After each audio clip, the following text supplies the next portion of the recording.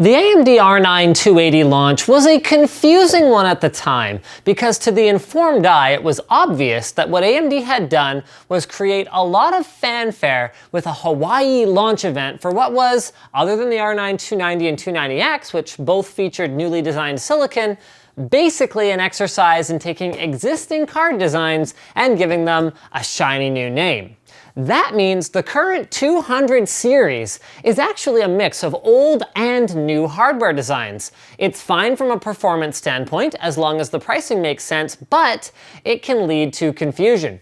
Even at that launch event, AMD talked a lot about Trueaudio, a feature that up until now has only been supported on the R9 260X and R9 290 series. And then again at CES this year, they showed off FreeSync, a dynamic refresh rate technology similar to G-Sync to reduce screen tearing, but since revealed that that also only works on part of their current lineup because of this mix of old and new technology. So, with that out of the way, onto the card we're introducing today. The R9 285, based on new codename Tonga silicon, might not be earth-shattering from a performance standpoint, but what it does, aside from delivering great power efficiency, is bring the $250 price point in line with high-end enthusiast cards from a feature standpoint, with improved mantle support, along with support for Trueaudio, bridgeless crossfire, updated power tune dynamic performance optimization, and finally,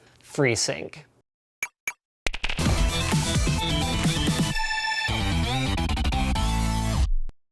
With the purchase of a qualifying Intel processor, SSD, or NUC, you could instantly win an Intel gaming jersey and be entered in the draw for the ultimate system. Click now to learn more. Now, when I said the card wasn't going to deliver groundbreaking performance, I probably wasn't telling the very clever among you anything you didn't already know. When we look at its specs compared to the R9 280, whose price point it pretty much replaces, it features the same number of cores, texture, and render output units. It has a slightly lower clock speed. It has a narrower 256-bit memory bus with 33% less memory overall, so that's 2 gigs of GDDR5. Then it has a slightly higher memory clock to compensate for some of those other deficiencies, and it features a 5% lower TDP, meaning that heat output will be reduced.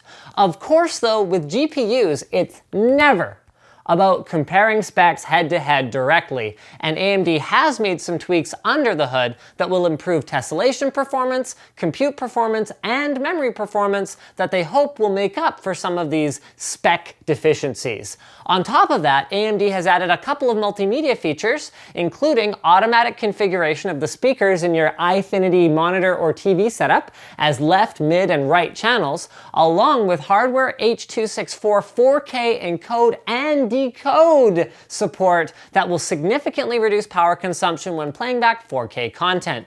This is a feature that even the new Hawaii R9 290 series GPUs don't have. AMD's engineers have been busy. Now, AMD didn't send us a reference card, so let's take a minute to appreciate the specifics of the Gigabyte WindForce Edition card that we have received.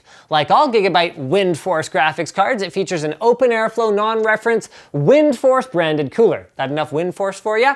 This one features a dual heat pipe and aluminum fin design that did a great job of keeping the 285 cool in our testing.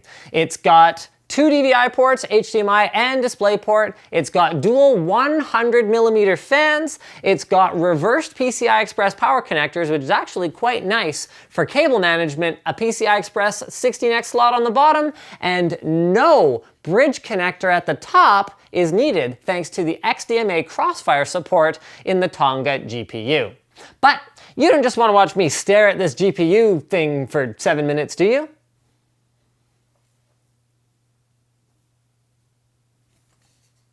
No, you want to know about the performance. Well, here it is. Take it away, Luke. All right, guys, remember how I used to sound like a zombie all the time?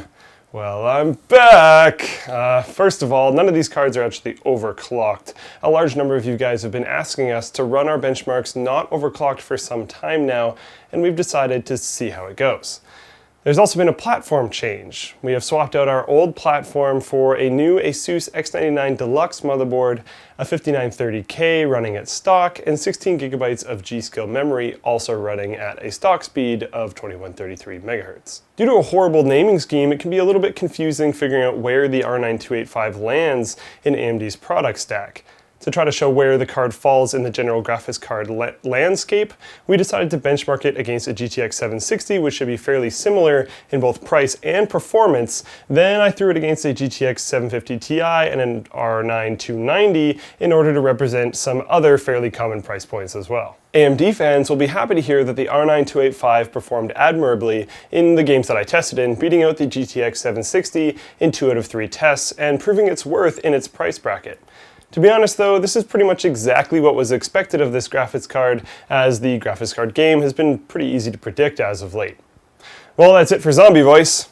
Back to you, Linus. So there you have it, folks. It performs about as expected, but here's something you might not have expected. AMD is refreshing their Never Settle Game Bundle program. Now it's Space Edition, and this one qualifies for the gold level, so you can pick up to any 3 of the 29 games available. Check it out. For gamers buying graphics cards, an appealing game that they were planning to pick up anyway can be a very compelling value add. So, it's conclusion time. You get a DirectX 12 GPU that's feature complete compared to the rest of AMD's lineup and performs about like you'd expect an AMD GPU that costs $250 to perform. Hard to go wrong. Not the most stunning or exciting conclusion ever, but this isn't the most stunning or exciting card ever either. Not that being a trusty workhorse is a bad thing. It's sold a lot of R9 280s for AMD, and it'll do the same with the R9 285.